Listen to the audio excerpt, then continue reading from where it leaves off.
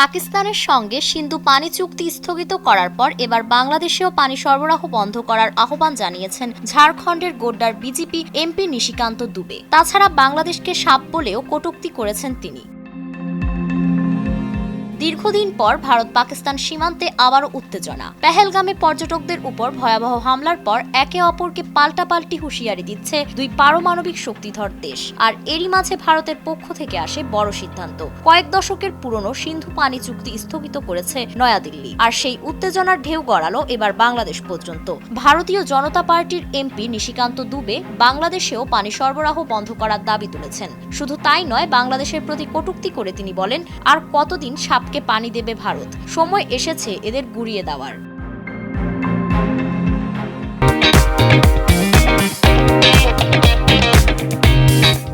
তিনি দাবি করেন, গঙ্গা পানি চুক্তি ভারতের জন্য ছিল ভুল এক সিদ্ধান্ত। 1996 সালে কংগ্রেস সরকারের সময় করা এই চুক্তিকে তিনি ভারতের ঐতিহাসিক ভুল বলে আখ্যা দেন। বলেন, যাদের বিরুদ্ধে সন্ত্রাসে মদদ দেওয়ার অভিযোগ, তাদের সঙ্গে আর কতদিন পানি ভাগ করে নেব আমরা।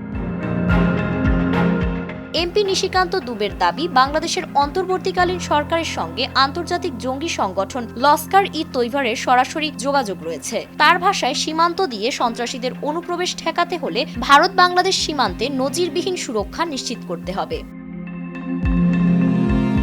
বিহারের মুখ্যমন্ত্রী নীতিশ কুমার ও পশ্চিমবঙ্গের মুখ্যমন্ত্রী মমতা বন্দ্যোপাধ্যায়ের বক্তব্য টেনে নিশিকান্ত বলেন, নীতিশ কুমার বহু আগেই বলেছেন বাংলাদেশে পানি সরবরাহ বন্ধ করা উচিত। পশ্চিমবঙ্গের মুখ্যমন্ত্রী তিস্তা চুক্তির বিরোধিতা করেছেন। আসামের মুখ্যমন্ত্রীও ব্রহ্মপুত্রের পানি বাংলাদেশে যাওয়ার বিরোধী। সন্ত্রাসবাদীদের পৃষ্ঠপোষকতা বন্ধ না করা পর্যন্ত আমাদের জল দেওয়া বন্ধ করতেই হবে। পেহেলগামের ঘটনার পর প্রধানমন্ত্রী নরেন্দ্র মোদীর কড়া প্রতিক্রিয়া নিয়েও কথা বলেন বিজেপির এই সংসদ। বলেন, 140 কোটি ভারতীয় রোষ এবং প্রধানমন্ত্রী মোদীর সিদ্ধান্তই এখন সন্ত্রাসের বিরুদ্ধে ভারতের প্রধান হাতিয়ার। গোটা বিশ্ব এখন তাকিয়ে আছে মোদীর দিকে।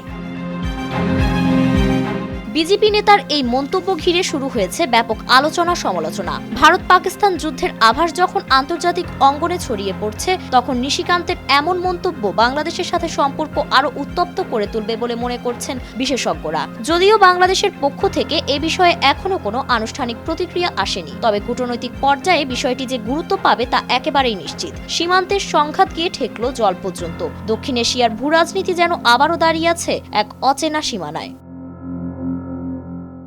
ফারিন রহমান প্রীতি, নয়া দিগন্ত।